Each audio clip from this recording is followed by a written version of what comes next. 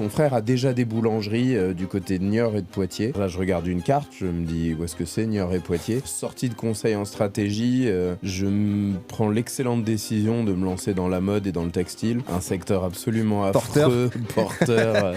Qu'aujourd'hui, il vaut mieux être boulanger qu'être consultant si vraiment on veut garder son métier pendant plusieurs années. Et ça, j'y crois profondément. Une franchise McDo en centre-ville de Lyon, est-ce que tu rachètes ou pas? À mon avis, c'est une super idée. Moi, c'est un peu ce que je sais faire. C'est-à-dire de l'alimentaire et de l'humain. Pour moi, super idée. Alumni, est-ce que tu rachètes ou pas? Trop cher.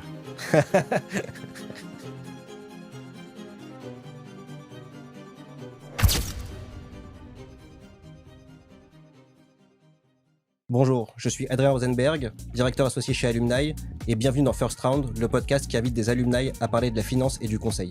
Aujourd'hui, je reçois Olivier Cotenay. Olivier, bonjour. Bonjour. Comment ça va? Très bien. Écoute, si j'ai voulu t'inviter aujourd'hui, je vais un peu expliquer ton parcours, mais c'est parce que donc, toi, à l'origine, tu as fait du conseil en strat. Auparavant, tu as fait des études à Dauphine, à la LSI, on va repréciser tout ça. Suite au conseil en strat, tu avais monté une boîte, mais surtout le sujet principal que je voulais aborder avec toi aujourd'hui, c'est ton rachat d'entreprise.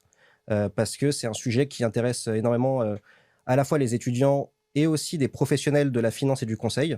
C'est un peu un sujet à la mode qui est, en gros, après quelques années d'expérience, comment je peux capitaliser ce que j'ai appris pour monter mon propre projet. Et parfois, son propre projet, ça va être non pas de monter une boîte, mais de racheter une boîte. Toi, tu l'as fait. Et du coup, c'est pour ça que tu es l'invité du podcast aujourd'hui. Je te propose qu'on en parle. Ça va durer à peu près 1 heure et on va pouvoir discuter de 2 principaux sujets. Le premier, c'est ton parcours académique et tes débuts de carrière en conseil en stratégie, qui était, si je ne me trompe pas, chez Kearney, à Londres. Et la deuxième partie, du coup, c'est ton rachat d'entreprise dans le domaine des boulangeries. Et on va essayer de comprendre un peu, du coup, comment on fait pour acheter une boîte, c'est quoi les difficultés, comment on fait pour piloter une entreprise, et tout un tas de sujets qui vont intéresser, je pense, nos auditeurs. T'es prêt? Allez, on est parti. Et c'est parti. Et avant toute chose, si vous aimez ce podcast, n'hésitez pas à liker et surtout à vous abonner à la chaîne. Du coup, pour la première partie, on va parler un peu de ton parcours. Donc, à l'origine, tu as fait des études à l'université Paris-Dauphine, suivi ensuite d'un master, d'un MSc à la LSI. Tout ça dans l'objectif d'aller chercher un début de carrière en conseil en strat. Est-ce que pour aller chercher du conseil en strat, c'était une stratégie réfléchie depuis longtemps? Comment tu as construit un peu ce projet académique-là? Le projet académique, je crois que c'est enfin, l'idée de rentrer en conseil, c'est l'aboutissement, pas forcément de quelque chose d'ultra réfléchi, mais j'ai l'impression d'avoir d'avoir grimpé une montagne qui était devant moi. Moi, j'ai commencé avec le parcours d'un adolescent un petit peu rebelle, avec quelques capacités, mais pas beaucoup envie de bosser. Je voulais devenir journaliste sportif. Mon grand truc, c'était j'étais fan de foot et je voulais aller vers là. J'ai des parents qui m'ont pas découragé. Donc je me suis un peu reposé sur mes acquis. J'ai même pas fait Dauphine tout de suite. Je me suis laissé porter. Je me suis retrouvé à Assas en première année. En première année, à Assas, tu t'assois dans l'amphi avec 400 personnes et le prof te dit regardez vos 2 voisins parce qu'il y en aura qu'un de vous 3 qui passera en 2e année. Alors moi, je voyais la tête des gars autour de moi et je me dis mais attendez, moi je veux même pas passer en 2e année, je veux partir d'ici. C'est pas ça que je veux faire, j'ai envie de faire autre chose. Donc voilà, je me suis vite rendu compte qu'en fait, je m'étais un peu laissé porter. Donc franchement, l'année où j'ai plus bossé, ça doit être la première année à Assas. Je crois que je finis 3e sur 450. Et là, tout de suite, je repars à Dauphine, qui m'accepte en 2e année. Pareil, là, je fais une petite, ce qui pour moi est vécu comme une erreur de parcours. Je suis un peu la voie de mon papa, qui avait fait une grande carrière en marketing, mais plutôt dans les années 80, quoi. Marketing, grande conso, je pars en marketing à Dauphine, et puis je me rends compte que c'est pas du tout là où je veux aller. Enfin, c'est sympa le marketing, mais pour être chef d'entreprise, pour avoir de l'ambition, ça correspond pas à ce que je veux faire. Donc à nouveau, il faut que je repivote et que je remonte la pente. Et je me dis, en fait, moi, j'ai envie de faire du conseil, quoi. Enfin, je veux faire de la strat. Je rêve des MBB, de Kearney, de Wyman et de choses comme ça. Et je me dis, avec Dauphine, en fait, on rentre pas en conseil d'habitude, quoi. Et là, à ce moment-là, j'ai même pas accès à l'info. autour de moi, puisque comment je rentre en strat quand tu es à Dauphine? Pas grand monde qui te répond, quoi. Donc j'ai vraiment fait ce travail de networking. J'ai eu une grande ressource, Alumni n'existait pas encore à cette époque-là. J'ai eu une grande ressource qui m'a aidé, c'est le forum hardware.fr. Je me suis fait des super copains là-dessus et j'ai vraiment appris énormément de choses. Donc j'ai beaucoup, beaucoup réseauté autour de ça. Et à force de travail et un peu d'expérience pro, moi j'étais un peu un escroc vraiment en termes de notes. Par contre, j'avais vraiment des super stages, beaucoup d'expérience à l'étranger, beaucoup d'associatifs. Donc j'ai travaillé tout ce qui était autour du CV, mais pas vraiment sur la partie purement académique. Les notes, c'était juste correct, quoi. Et j'ai réussi à intégrer LSI avec ça, quoi. Et donc j'ai fait mon master là-bas avec pareil, l'idée que ça me permettrait de rentrer en strat, ce que finalement j'ai plutôt réussi à faire puisque j'ai été pris chez Kearney où j'ai passé mes premières années de carrière. Et c'est vrai qu'effectivement, en général, pour intégrer le conseil en strat, la voie entre guillemets royale en France, ça va être les écoles de commerce ou d'ingénieurs, top 3 écoles de co, top 5-6 écoles d'ingé, on va dire pour schématiquement. À l'époque, beaucoup de prépa. Peut-être aujourd'hui, ils sont un peu plus ouverts sur les profils. Mais c'est vrai que Dauphine, c'est pas forcément une école target pour ça. Est-ce que tu peux juste nous parler un peu de ce MSI à la LSI? C'était lequel, premièrement? Et aussi, ben, comment ça t'a aidé pour intégrer ce milieu? Ben, premièrement, les écoles target, avec le recul, c'est facile, une fois qu'on est rentré, de dire pourquoi est-ce qu'il y a du target, pas du target.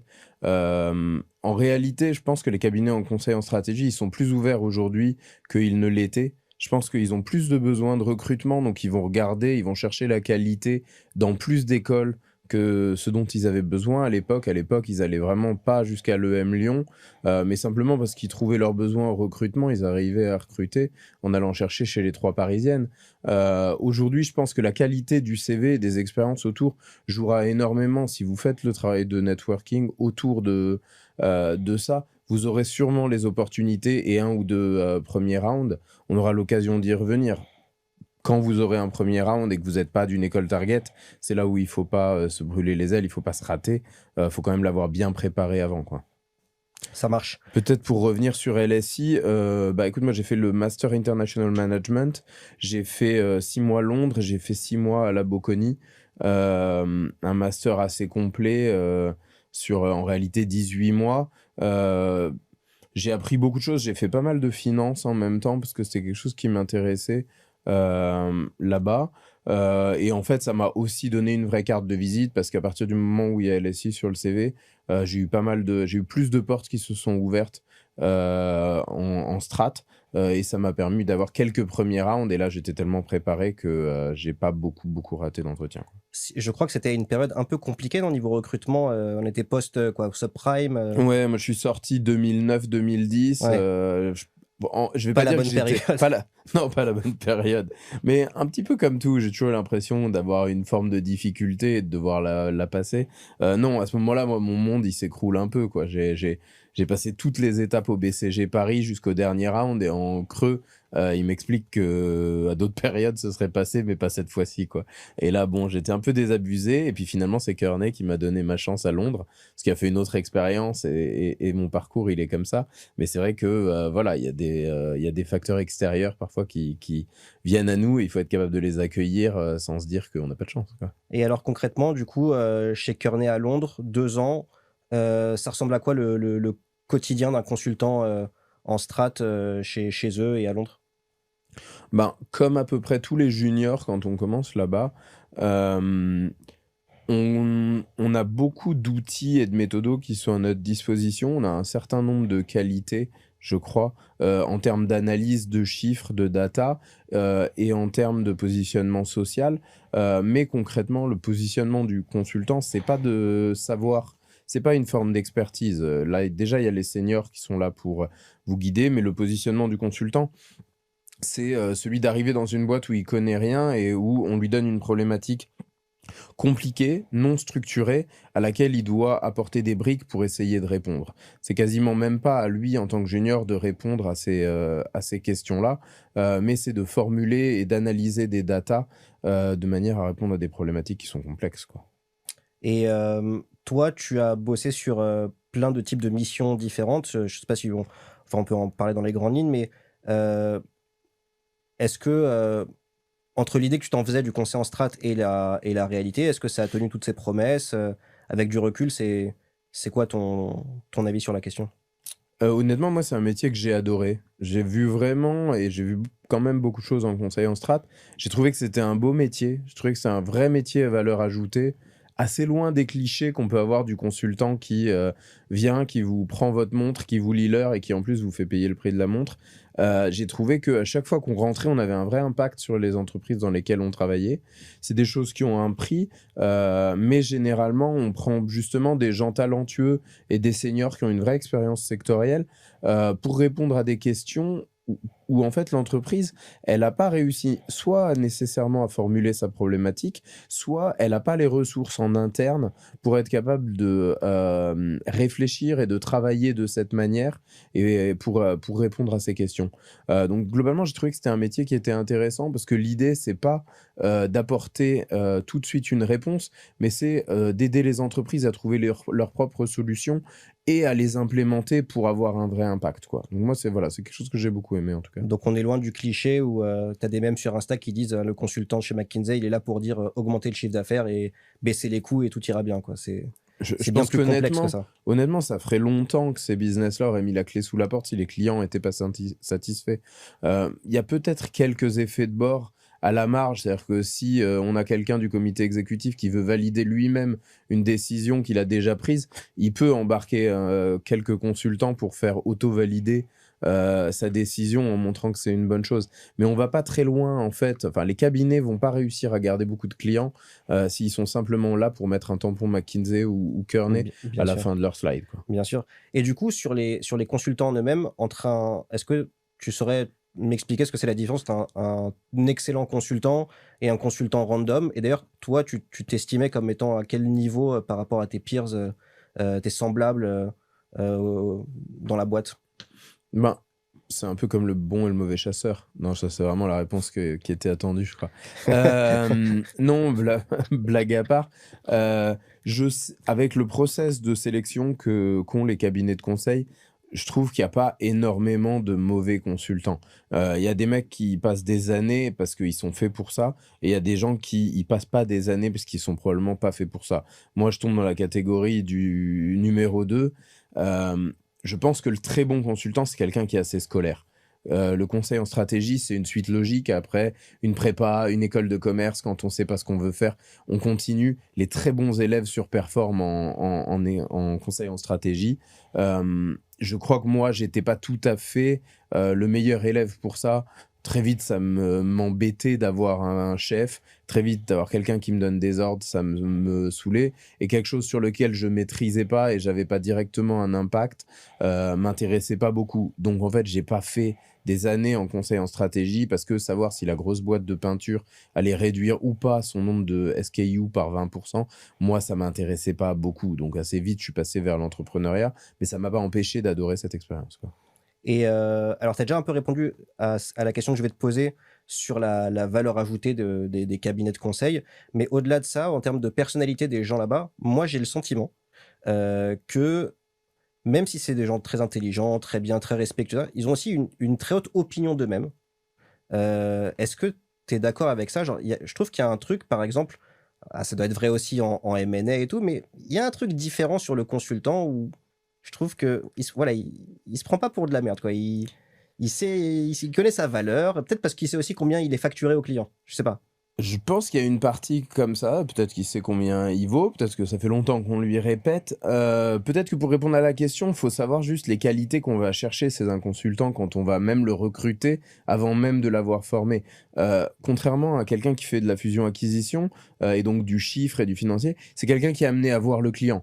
Donc le consultant, il a deux grosses forces. Il a une vraie capacité d'analyse de data, un petit peu comme le mec qui fait de la FUSAC, mais il a une vraie capacité sociale aussi à aller dans un monde où il connaît rien et où il va être capable de pas de donner l'impression qu'il connaît quelque chose, mais de naviguer et d'obtenir des réponses. Parce qu'en fait, c'est ça qu'on va chercher chez un consultant. On ne prend pas un junior avec bac+5 en lui disant « Tiens, on va te facturer, donne-nous les réponses s'il te plaît », alors qu'on a 15 ans d'expérience dans notre métier. Par contre, lui, il doit aller chercher des réponses dans cet environnement en formulant des questions, en réfléchissant et en faisant avancer avec les datas qu'il analyse sur le côté. Donc finalement, on est quand même sur des gens qui, globalement, sont assez doués socialement et assez intelligents pour structurer des choses compliquées. Donc naturellement, je pense que ça peut donner l'image de personnes un peu well-rounded et un petit peu pédantes par moment.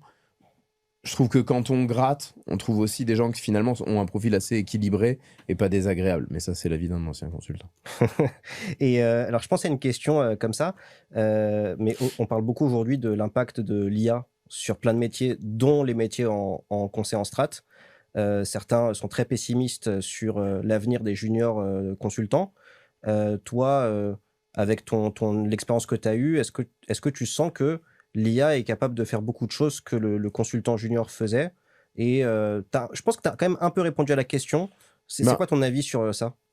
Qu'aujourd'hui, il Sur vaut mieux l'impact être de l'IA. boulanger qu'être consultant si vraiment on veut garder son métier pendant plusieurs années. Et ça, j'y crois profondément. Oui, j'ai un peu répondu parce que sur la partie vraiment sociale et la capacité à aller créer du relationnel et de la discussion avec des gens sur un métier sur lequel on n'a pas un fond d'expertise qui est énorme, je pense que c'est super important. Je pense que l'IA va faire une vraie partie de la data analyse que le junior fait aujourd'hui. Mais le junior d'aujourd'hui, c'est le senior de demain. Donc, il faut nécessairement aller chercher les cerveaux d'aujourd'hui pour les faire avancer. Et aujourd'hui, si on donne à l'IA que de la data sans reformer, sans comprendre la problématique, sans creuser, on n'arrivera pas à avoir un ordinateur qui répond à toutes ces problématiques. Il faut amener de la relation humaine et de l'analyse sociale à l'intérieur de ça. Et aujourd'hui, l'IA, elle en est pas capable. Donc, je demande à voir la suite. Mais à mon avis, il y a encore un petit peu de place quand même. Ça marche. Et du coup, ton expérience chez Kearney dure 2 ans. Pourquoi tu quittes Kearney? Je quitte Kearney parce que je sens que j'ai un peu fait la boucle et que le projet suivant va pas m'intéresser. Quelque part, il faut aussi un peu bagarrer en interne pour avoir les bons projets, les projets intéressants, qui sont pas trop orientés cost-cutting et qui sont vraiment top line, qui sont vraiment orientés stratégie, structuration de groupe et tout, ce qui était plutôt ce qui m'intéressait. J'avais aussi fait 1 ou 2 missions un petit peu hardcore en termes de rythme en Allemagne. Je sentais que j'avais doucement fait le tour, en tout cas, de ce que j'avais envie de faire. J'avais encore pas mal de choses à apprendre, mais j'avais envie de faire autre chose. Et au fond, l'entrepreneuriat me grattait quelque part. Et c'est là où je suis parti en Argentine, en fait, pour continuer à faire du conseil en stratégie auprès d'une TPE en développement qui voulait aborder le Brésil. Et c'était à la fois pour moi l'occasion de faire un break du conseil tel que je le connaissais, faire quelque chose de nouveau et éventuellement me rapprocher d'un projet entrepreneurial, parce que c'est à ce moment-là que j'ai commencé à designer ce que je voulais faire après, quoi. Ça marche. Donc, bon, tu montes un projet qui s'appelle Office Artist et sur des chemises à l'origine. On va pas passer trop de temps sur ce sujet-là, mais pendant ce projet, tu deviens aussi formateur alumni sur la partie conseil en strat, même si tu es aussi intervenu sur des bootcamps finance par certaines occasions. Concrètement, c'était quoi ton rôle de formateur alumni? Comment t'accompagnais les étudiants sur quel sujet, sur quelle problématique? Moi, j'ai beaucoup sur la préparation des entretiens, très majoritairement. Je pense que j'ai essayé de leur apporter ce que moi, j'avais pas eu, toutes les infos auxquelles j'avais pas eu accès, que ce soit en termes de réseau, en termes de cas, démystifier un petit peu cet exercice qui peut paraître à la fois très scolaire d'un côté, mais qui en réalité est un exercice intéressant parce qu'il s'approche de plus de ce qu'ils vont faire en tant que junior, c'est-à-dire résoudre des briques de problématiques complexes avec de la data, mais surtout beaucoup de questionnements à remettre à son interlocuteur. Donc voilà, surtout l'idée, ça a été former former les garçons et les filles qui étaient en face de moi pour qu'ils aient le plus de chances possible, tout en sachant qu'évidemment, c'est d'abord quelqu'un qui va mettre en avant ses qualités tout en les ayant travaillées, quoi. Mais en fait, c'est lui qui va réussir l'entretien et pas sa formation. Et quand on se prépare aux entretiens en strat, les gens savent qu'ils doivent, entre guillemets, faire des cas. Donc, ils apprennent à faire des cas tout seuls, etc. Le fait de se confronter à un évaluateur en face de soi, c'est pas le même exercice et ça révèle beaucoup plus de choses, j'imagine, sur la façon d'aborder l'entretien.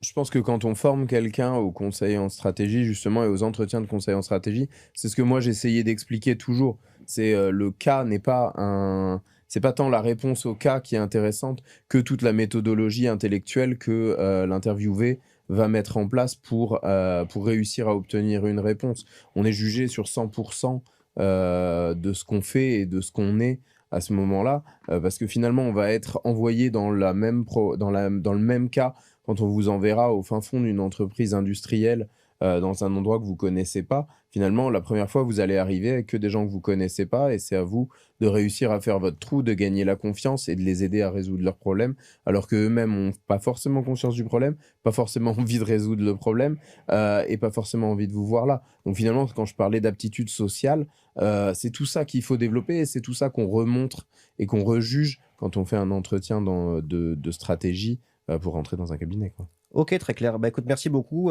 On est arrivé à la fin de cette partie 1. On va passer à la boîte à questions. Juste avant, si vous avez des questions sur votre parcours, que ce soit en finance ou en conseil en stratégie, n'hésitez pas à réserver un appel Calendly avec nos équipes. Le lien va être mis dans la description et c'est un appel gratuit qui dure 15 minutes pour parler de votre projet professionnel. On dit souvent que les consultants sont brillants pour analyser, mais incapables de décider. Confirmes-tu ou réfutes-tu cette idée? Brillants pour analyser, je trouve qu'ils sont assez forts pour analyser, c'est un peu l'idée du métier. Incapables de décider, il faut comprendre que le travail du consultant, c'est pas de décider à la place du client, quelque part. Par contre, je vois pas du tout d'incapacité à décider quand on a besoin de décider en tant que consultant. Bonne réponse. Si tu avais eu accès à Alumni lorsque tu étais à Dauphine, penses-tu que tu serais parti en M&A plutôt qu'en conseil? C'est pas impossible. En tout cas, j'aurais bien aimé. Je pense que j'aurais bien aimé pousser la finance à ce moment-là. Si j'avais eu toutes les infos, j'aurais peut-être parti vers un côté plus financier que ce que j'ai fait. Ouais. Le conseil en stratégie, est-ce fait pour durer ou est-ce un tremplin vers autre chose? Les deux, mon capitaine. Il y a des gens qui sont très heureux en conseil en stratégie et qui passent beaucoup de temps. Et pour autant, ça ne devient pas des consultants professionnels. C'est souvent des gens qui développent une vraie expertise sectorielle. Et c'est une expertise qui a une vraie valeur. C'est des gens qui voient beaucoup d'entreprises différentes avec des problématiques soit spécifiques au secteur, soit vraiment qui peuvent être mis bout à bout dans d'autres entreprises. Et souvent, c'est des gens assez brillants. Ça peut aussi être un excellent tremplin vers autre chose. Moi, j'ai adoré faire d'autres choses après, quoi. Quel est le cliché le plus faux sur les consultants en stratégie, celui qui agace le plus les professionnels du secteur? Je crois que c'est facile. Ce que les mecs détestent, un consultant, il déteste en effet qu'on lui dise qu'il est recruté pour son expertise quelque part. Je crois que le vrai consultant en stratégie, il vient essayer d'aider quelqu'un à trouver des solutions. Il vient pas lui dire ce qu'il doit faire. Je pense que c'est le truc qui nous énerve. Peut-être une petite dernière. Quelle est la compétence numéro 1 que le conseil en stratégie ne t'a pas apporté et que tu as dû apprendre ailleurs? Ça, j'avais une idée là-dessus, en y réfléchissant. Je pense que ce que j'ai pas du tout appris, c'est le management. En conseil en stratégie, le management est assez loin. On est entre personnes qui ont pas mal de capacités. Ça met du temps avant vraiment de manager pas mal de monde. En tout cas, c'est pas là où j'ai l'impression d'avoir été très bon. Et j'ai mis du temps à apprendre ce que c'était que le management et à m'améliorer là-dessus. Mais tu parles de management d'une personne à une autre, c'est ça? Parce que les caps de strat ont quand même des grosses stratégies, je dirais, RH, pour la rétention, pour la fidélisation même des consultants qui se barrent ailleurs pour qu'ils reviennent, des alumni, des trucs. Enfin, dans les banques d'affaires, t'as pas une personne qui est responsable de gérer le réseau d'alumni des consultants, tu vois. Bien sûr, parce que chez les consultants, le consultant qui sort, c'est souvent le prochain client Ouais, bien sûr. de l'entreprise. Donc, il y a un vrai enjeu là-dessus. Mais c'est pas le consultant lui-même qui est responsable de la stratégie RH la plupart du temps. C'est pour ça que je demandais si c'était lié au management d'une personne à une autre, tu vois. Bien sûr, je pensais à Ouais, ça. parce qu'en On- vrai, en M&A, tu pars en private equity, quelque part, tu es un potentiel pareil client, etc. Tu vois. Mais il y a moins cet esprit de travailler un esprit de groupe, un truc, une communauté autour de ta banque, comme tu peux l'avoir autour d'un cabinet.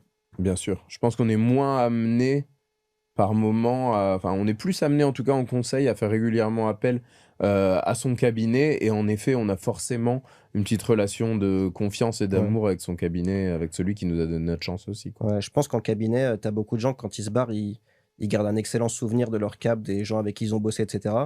Et en M&A, il y en a beaucoup qui gardent des très bons souvenirs, mais il y en a aussi certains qui, à mon avis, parfois, sont contents de se dire qu'ils ont enfin pu se barrer de là où ils étaient. Ouais, bien sûr.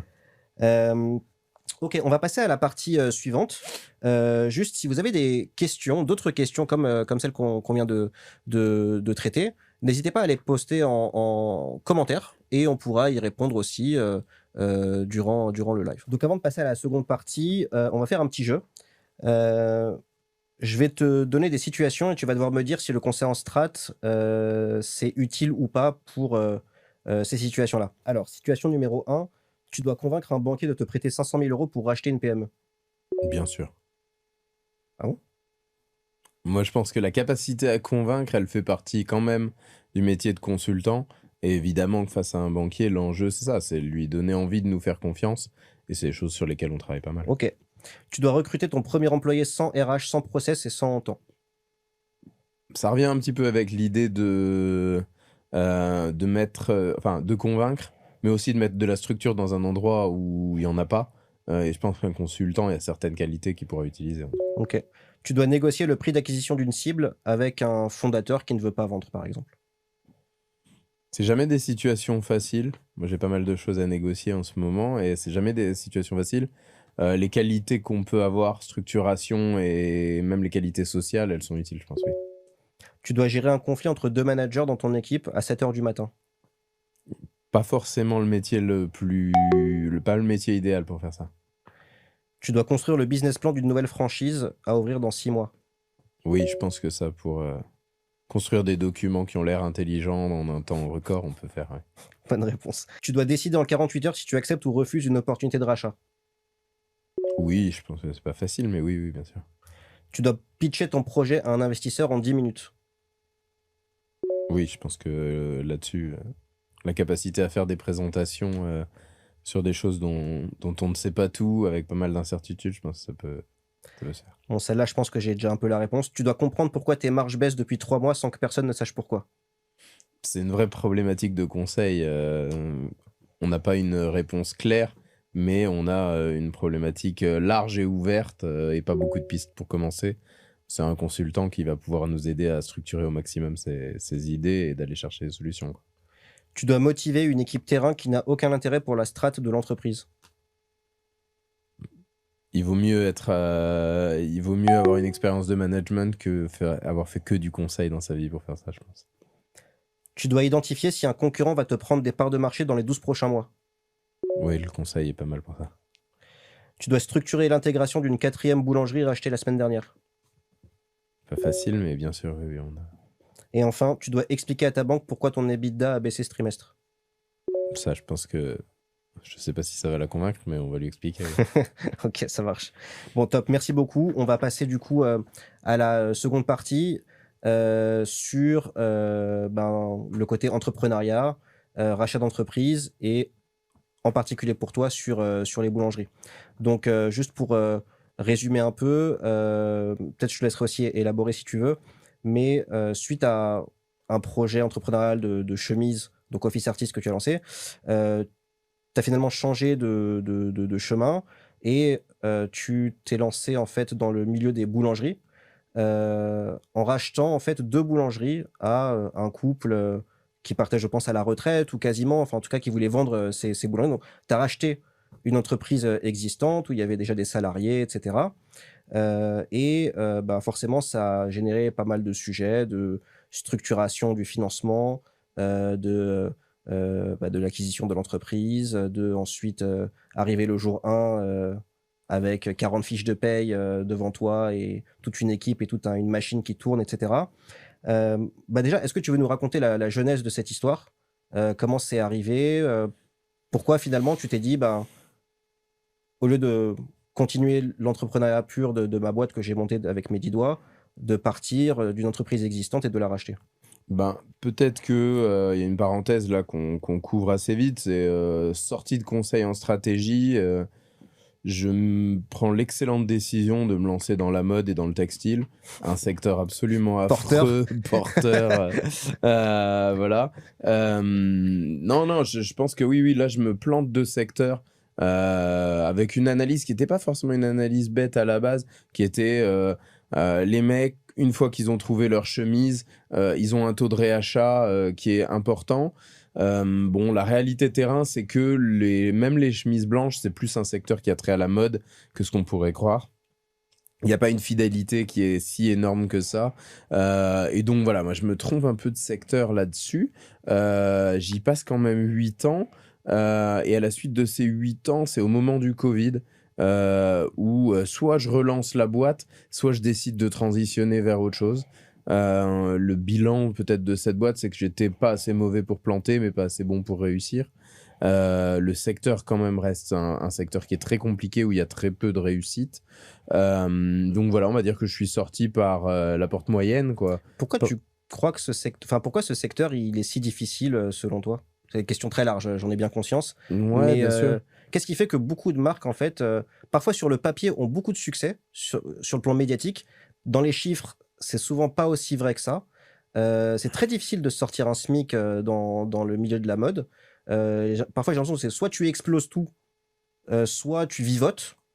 C'est pourquoi c'est à quoi ça tient selon toi, C'est un secteur qui est super compliqué parce que c'est un secteur, la mode, où les marges peuvent paraître intéressantes et elles sont vite grignotées par les fonctions support, le marketing par exemple, mais aussi la logistique quand on fait du web, les coûts d'acquisition, des choses comme ça. Donc finalement, on se retrouve après avec un secteur où c'est surtout les grandes majors qui ont énormément de succès. Il y a assez peu de marques qui émergent. Les quelques-unes que vous pouvez avoir en tête qui émergent, souvent elles ont un fonds de private equity qui remet de l'argent à un moment, et c'est rarement le fondateur qui fait vraiment, qui fait vraiment une culbute incroyable, quoi. En tout cas, j'ai pas beaucoup d'exemples là-dessus. Il y a un peu plus d'exemples de succès dans la chaussure, par exemple, qui serait intéressant d'analyser. Mais on le fera peut-être pas maintenant. Mais en tout cas, dans la mode homme, vraiment, j'ai pas immensément de succès en tête, quoi. ouais, et puis en fait, quand tu parles des coûts logistiques et compagnie, c'est vrai qu'on n'y pense pas, mais quand, bah, tu vends une chemise comme toi, c'était le cas à 90 balles TTC, donc 75 hors taxes et que tu payes, tu offres la livraison et le retour éventuel, très, très vite, tu gagnes plus beaucoup d'argent sur une chemise. En tout cas, tu as l'impression de batailler pour à la fin gagner peut-être 15 ou 20 euros sur une chemise, quoi. Évidemment, donc bon, là-dessus, après, tu as toute une stratégie entre le click et le brick and mortar, où tu peux avoir une boutique et les gens aiment bien essayer quand même à un certain prix. Il fallait une boutique, donc moi j'ai eu une boutique à Paris. Si tu passes par un réseau de distribution, tu vas tout de suite donner une grosse partie de ta marge au réseau de distribution, parce que c'est lui qui fait un vrai travail. Donc finalement, toi, tu te retrouves à devoir créer ton entreprise sur la marge qui te reste et la multiplier par des volumes qui sont assez difficiles à aller chercher, quoi.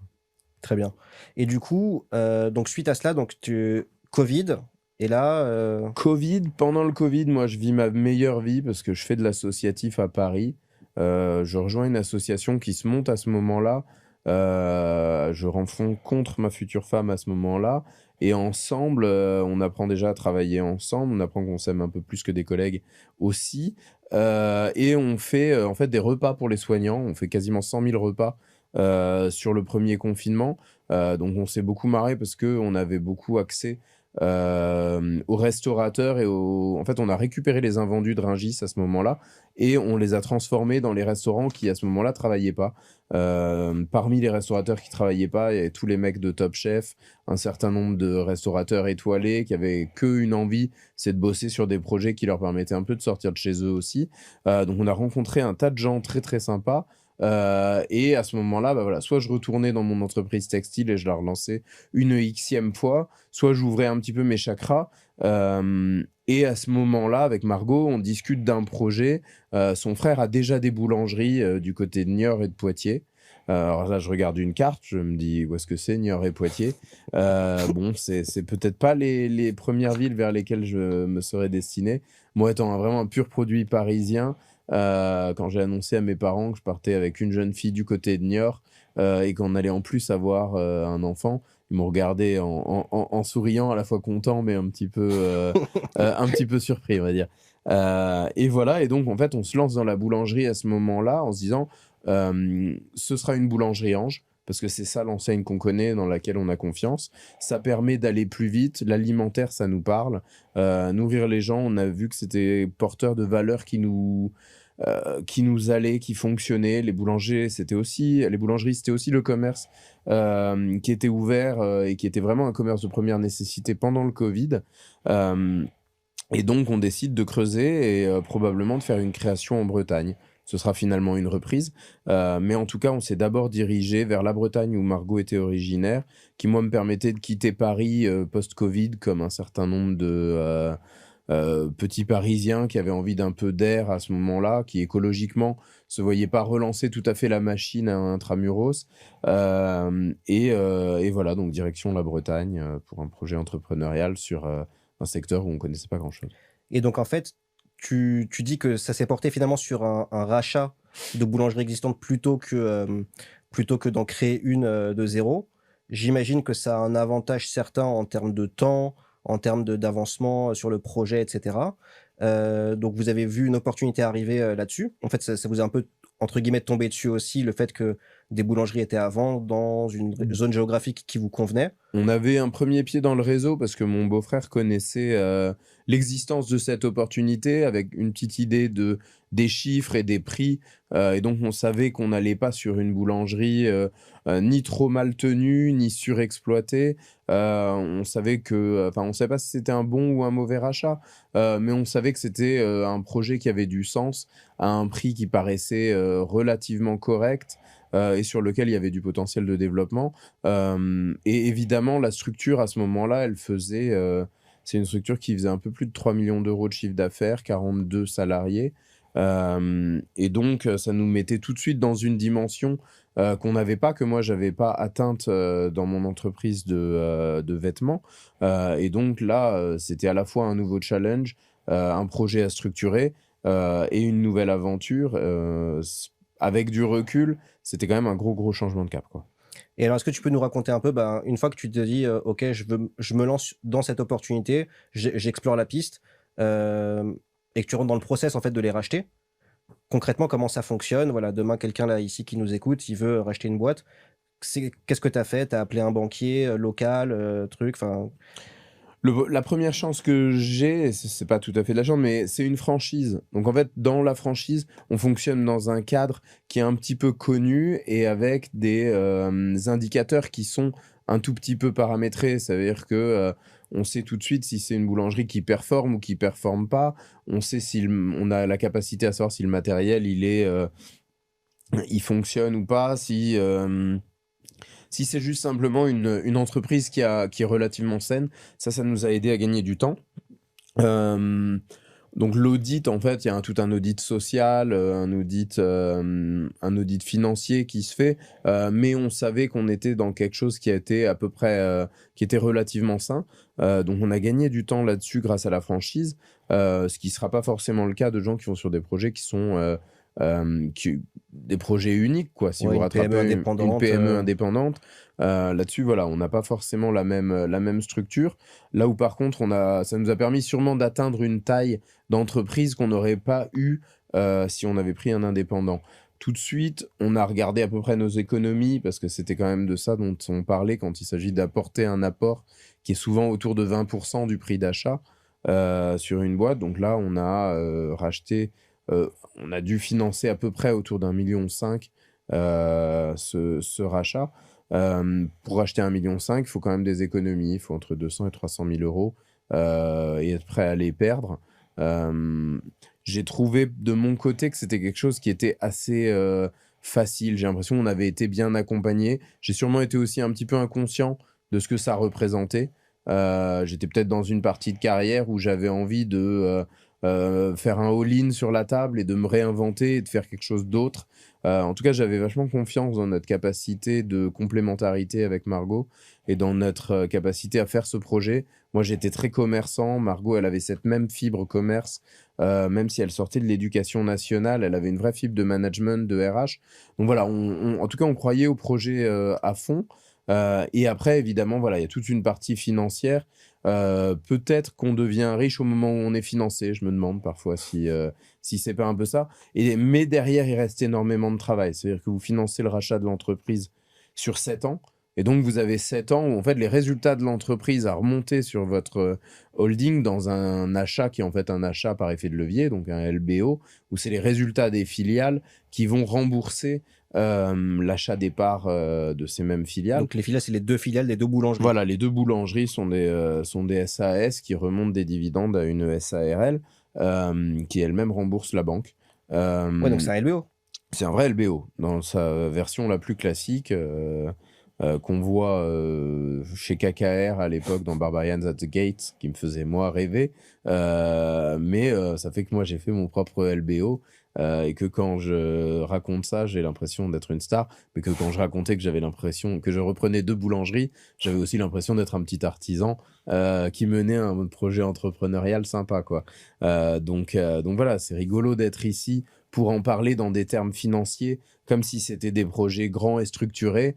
C'est aussi le simple rachat de 2 boulangeries et le fait à un moment de se mettre sur le terrain pour faire en sorte que ces 2 boulangeries fonctionnent et puissent se repayer, quoi. Mais alors, quand tu rachètes une petite boîte comme ça, pour des plus grosses boîtes, il y a des banquiers M&A. Toi, qui t'a accompagné pour, je sais pas, tu vois, genre structurer l'acquisition?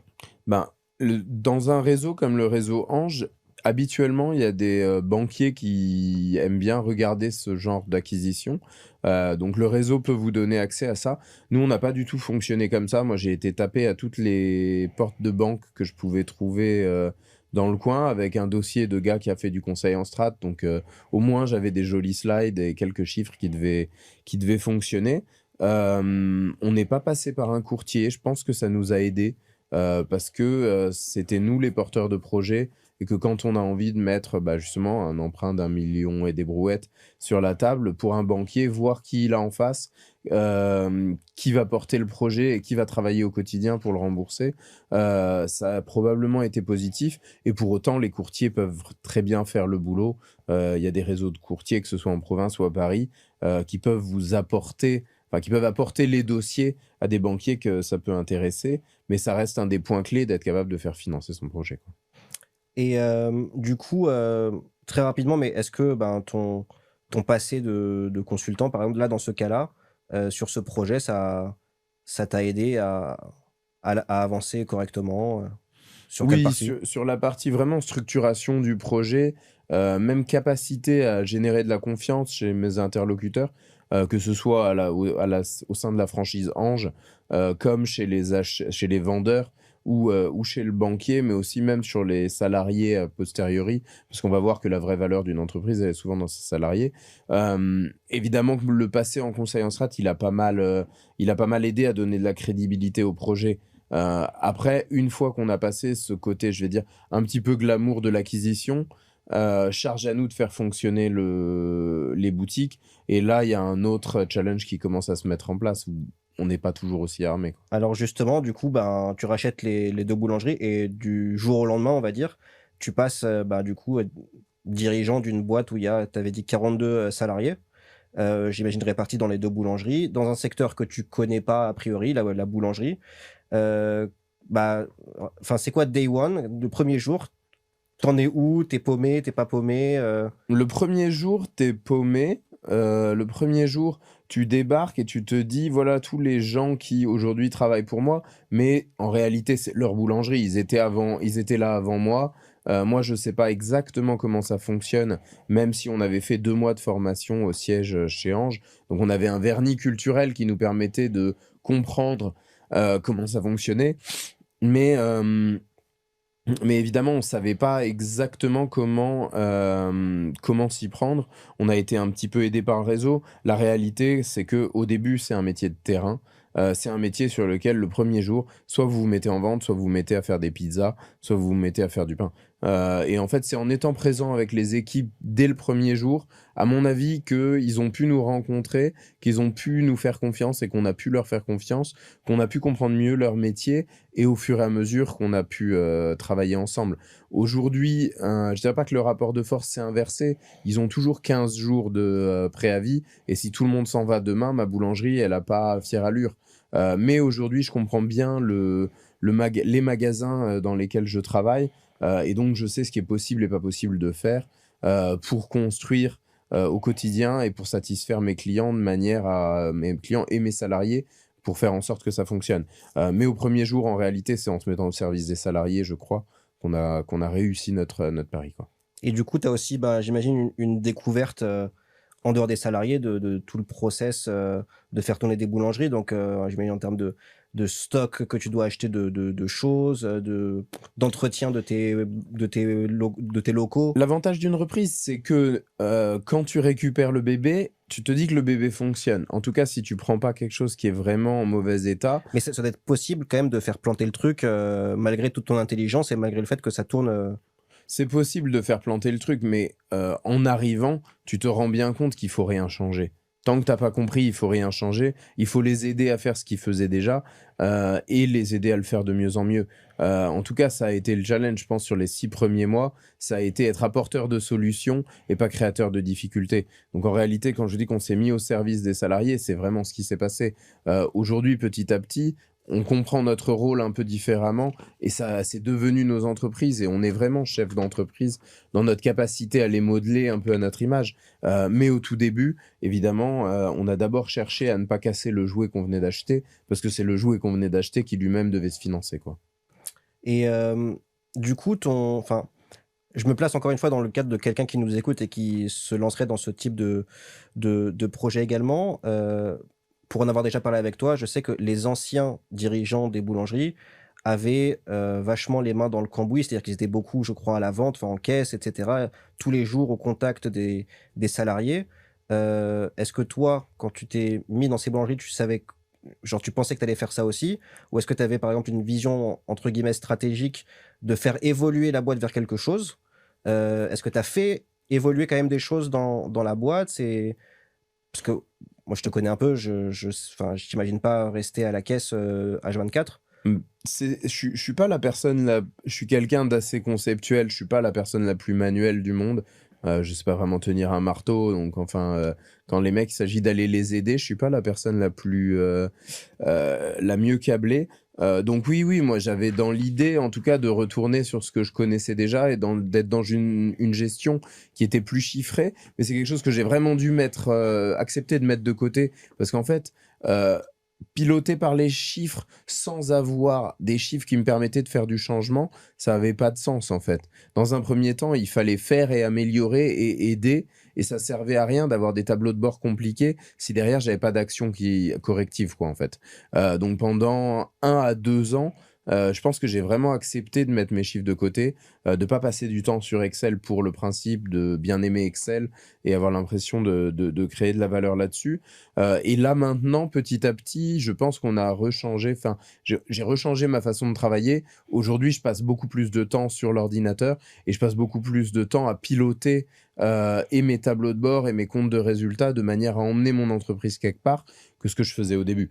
Sachant que ce qu'on n'a pas dit, c'est que tu as ouvert une troisième depuis et que tu es en projet d'en ouvrir une quatrième. Ouais, aujourd'hui, Donc il y a quand même une vision de progression Il y aussi. a une vraie vision de construire. Aujourd'hui, on est passé à notre groupe, en 2026, il va faire 4,5 millions de chiffre d'affaires. On est à 65 collaborateurs. Petit à petit, le groupe, il grandit, il va encore grandir. On a envie d'aller plus loin. Mais pour ça, il fallait structurer le groupe, en fait. L'idée aujourd'hui, c'est de multiplier les points de vente sans multiplier les emmerdes. Parce que concrètement, pour se rendre compte, on a quand même des gens qui sont présents sur site tous les jours, de 7 jours sur 7, 365 jours par an, 2-3 heures du matin jusqu'à 21 heures le soir. Donc en fait, la possibilité d'avoir des problématiques, qu'elles soient RH, matériel, client, financière, en fait, elle est énorme. Et donc il faut constituer une structure qui va, moi, me permettre d'occuper le rôle de chef d'entreprise et pas d'être happé par chaque problématique possible et imaginable dans les boîtes. Et ça, c'est quelque chose qui prend du temps. Je pense que le passer en conseil en strat, il m'aide à avoir cette vision et petit à petit à distinguer faire la différence entre l'important et l'urgent, pour pas toujours être dans l'urgent et petit à petit réussir à se mettre sur des problématiques qui font avancer l'entreprise. Mais en tout cas, c'est quelque chose qui prend du temps et c'est du travail que de structurer pour en effet arriver là où on veut arriver, c'est-à-dire probablement être être le plus gros acteur de la boulangerie à Rennes, c'est peut-être ça l'objectif, quoi. Ok, j'ai encore deux questions sur ce sujet et après on passe à la suite.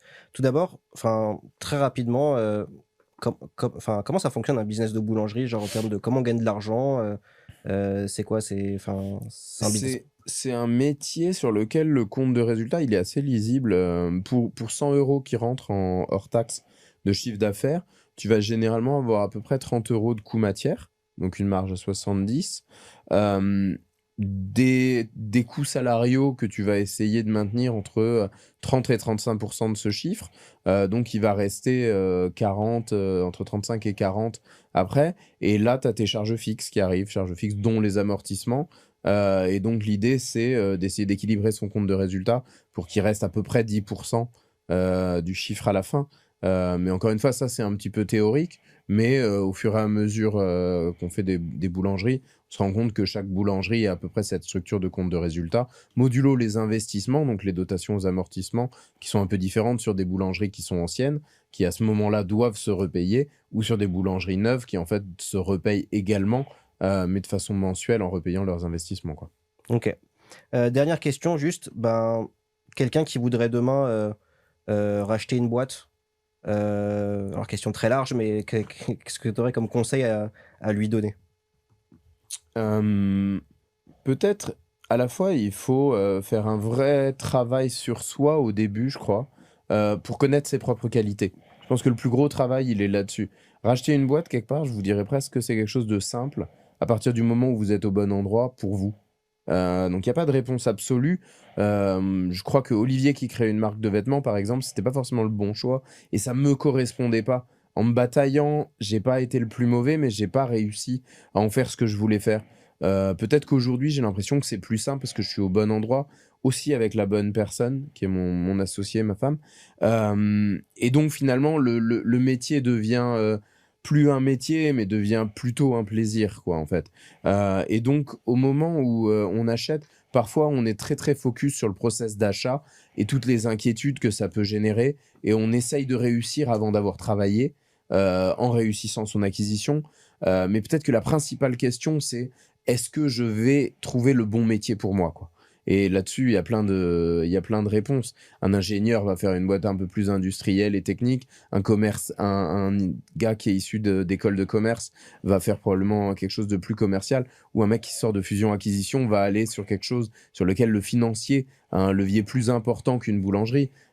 Si vous faites de la FUSAC, peut-être allez pas sur les boulangeries. Même si j'ai un très bon copain qui s'appelle Gary, qui a créé une boulangerie dans le 18e qui s'appelle Chamboul il y a pas longtemps, et il fait quelque chose d'assez chouette là-bas. Mais en réalité, quand on sort de FUSAC comme lui, je suis pas sûr que ce soit la boulangerie le business idéal. En fait, ce que tu veux dire, c'est que ton gars du M&A, par exemple, ou du PE qui veut absolument racheter une boîte, ok, il peut se focus en se disant, tiens, il y a une bonne opportunité là, mais au-delà des chiffres, c'est de se poser la question de qu'est-ce que ça va être son quotidien et le secteur et ce qu'il va vendre, et qu'il faut qu'il y ait une forme d'adéquation entre lui et le secteur, le projet. Ce Et qu'il c'est pas faut, juste une c'est pas opportunité tant d'achat, quoi. voilà, ce qu'il faut, c'est pas tant réussir son rachat que réussir son exploitation Ouais, après. ouais. Pour réussir à faire, à rembourser avec effet de levier, ce que la banque nous a prêté. L'enjeu, c'est les 7 années qui arrivent, c'est pas le moment où on rachète, quoi. Ok, ça marche. Top. Bah écoute, merci beaucoup. On va passer à la seconde boîte à questions. Juste avant de refaire ça, n'hésitez pas, du coup, encore une fois, si vous avez des questions sur votre parcours, à réserver un appel avec un consultant Alumni. C'est 100% gratuit. Ça dure 15 minutes et on pourra parler de votre projet pro. Donc, on va passer à la deuxième boîte à questions. Je te laisse prendre une première question dans la boîte à questions. Quel est le conseil que tout le monde donne aux entrepreneurs et qui est complètement faux en réalité? Cash is king, hein, clairement. Non, je rigole, cash is king, c'est pour de vrai. Non, peut-être la croyance qu'on a au début. J'ai pas de conseils qu'on me donne et qui soient vraiment faux. Au début, je me disais que le banquier était plutôt mon ennemi. Je me disais que le gars, c'était une épreuve à passer.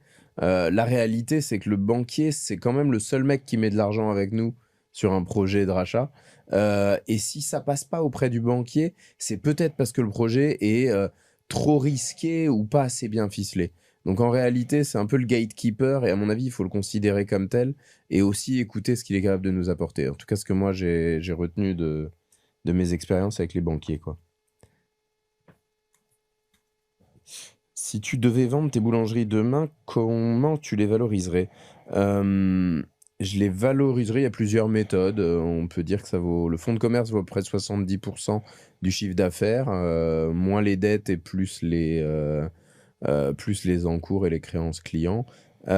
Sinon, c'est 5 fois et demi à la louche le BE et pareil, on enlève les dettes et on rajoute les créances clients. Ça doit donner un chiffre qui permet d'avoir une maison avec piscine, quoi. EBE, donc EBITDA, à peu près. EBE, donc EBITDA à peu près, À peu ouais. près. Pas tout à fait en boulant. Oui, before, oui. Est-ce que l'expérience Office Artist m'a rendu meilleur entrepreneur sur le projet de boulangerie?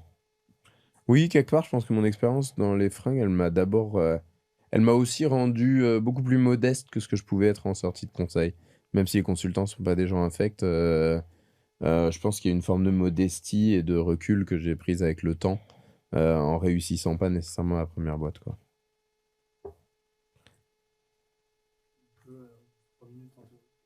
La franchise Boulangerie Ange, avantage ou contrainte au quotidien?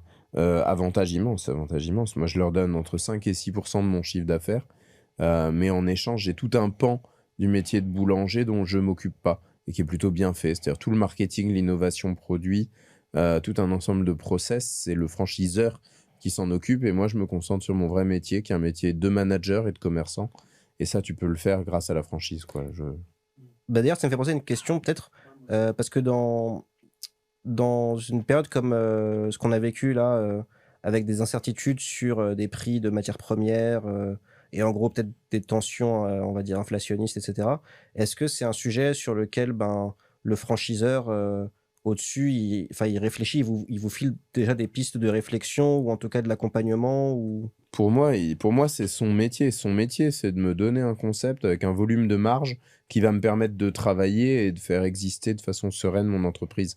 Donc en fait, s'il y a des tensions inflationnistes, à lui de changer son modèle pour me donner les outils pour moi bien exploiter mes boutiques. Donc concrètement, si aujourd'hui on a un prix du beurre ou de la viande rouge qui explose, charge à eux de revoir les recettes et de retravailler de manière à ce que justement ma boulangerie soit capable d'avoir un volume de marge qui permet d'exister. Donc en réalité, chez Ange, on a 300 boulangeries. C'est beaucoup plus facile d'aller adapter ces recettes pour 300 boulangeries avec une tête de réseau intelligente que moi d'avoir 3 boulangeries et d'essayer de mettre en place des changements. C'est ça aujourd'hui que je vais chercher en étant en franchise. Te considères-tu aujourd'hui comme un investisseur ou comme un opérationnel? Moi, j'essaye d'être un gestionnaire, mais je suis réellement opérationnel. Aujourd'hui, moi, mon travail, c'est d'être auprès des équipes et de les aider. Parfois, c'est par des chiffres et de la gestion, mais en tout cas, c'est beaucoup dans l'accompagnement de mes équipes que je fais mon travail, quoi. Alors, petite question subsidiaire par rapport à ça. Du coup, tu as démarré ta carrière avec des gens hautement éduqués, enfin avec des profils académiques très très forts, etc. Tu te retrouves à la tête de 42 fiches de paye avec des profils souvent moins ressemblant à ceux du conseil en général. Enfin voilà quoi, c'est souvent des jeunes qui font peut-être des apprentissages, tu vois, des CAP, boulangerie, etc. Bien sûr, moi j'ai des profils qui ont fait beaucoup moins d'études que ce que je pouvais rencontrer en conseil en stratégie. Moi, c'est quelque chose que j'ai très bien vécu. Je sais pas si j'avais une appréhension là-dessus, mais en tout cas, moi j'ai des rencontres qui sont qui sont géniales. Mes collaborateurs, ils sont vraiment, enfin, tous intéressants, vifs, vivants. Enfin, en tout cas, j'aime beaucoup bosser avec eux. J'ai un petit côté peut-être caméléon, d'être capable de travailler autant avec des gens qui sont sur des trucs hautement conceptuels et des gens qui sont capables de vraiment travailler beaucoup avec leurs mains. Mais globalement, moi, c'est quelque chose qui me plaît. Mais quand on parlait de chacun faire son projet, je sais pas si ça plairait à tout le monde. C'est là-dessus où il faut un alignement entre ce qu'on est au fond de soi et le projet qui est le nôtre, quoi. Donc on va passer au second jeu. En gros, c'est simple, la question c'est est-ce que tu achètes ou non. Donc je vais te donner des idées de business et tu vas me dire si selon toi ça te semble intéressant à racheter. Éventuellement, si tu peux dire pourquoi, mais en vraiment 2-3 mots. Une laverie automatique dans un quartier étudiant à Paris. Sur le principe, oui, ça m'excite pas, mais si c'est un investissement sans humain et qu'on peut répliquer, pourquoi pas? Une agence immobilière. Ça me paraît très très lié au gars qui est à la tête du truc. Moi, j'aime pas trop ces business-là. Une épicerie fine en ligne. J'ai été assistant du DG chez Ediard comme stage de fin d'études. L'épicerie, c'est pas une bonne idée. Il y a pas de marge et il y a trop de produits. Un cabinet comptable. Pas ma cam, mais ça peut être une bonne idée. Je pense qu'ils vivent bien. Une franchise de pressing. Ouais, je crois que c'est une bonne idée. Un food truck spécialisé dans les burgers, par exemple. Moi, j'aurais bien aimé faire un projet de food truck à coller à une boulangerie. Parce que comme ça, ton asset de départ, tu le rentabilises plus fort sur un point de vente différent. Je pense que ça peut être une bonne idée. Food truck tout seul, j'irai pas. Ok. Un hôtel 3 étoiles en bord de mer. Si c'est en Bretagne, oui. Alumni, est-ce que tu rachètes ou pas? Trop cher. Bon, Olivier, on arrive à la fin de ce podcast. Déjà, merci beaucoup. Je pense que c'était hyper intéressant et sur la partie conseil et sur la partie de rachat de boulangerie. Est-ce que tu souhaites dire un petit dernier mot aux étudiants, aux auditeurs qui nous écoutent? Peut-être simplement le truc que moi je ressens, c'est que il faut se faire confiance. Si déjà ils sont en train de regarder des éléments faits par Alumni, ils sont déjà sur la bonne voie de se renseigner et d'être moteurs dans ce qu'ils vont faire dans leur carrière.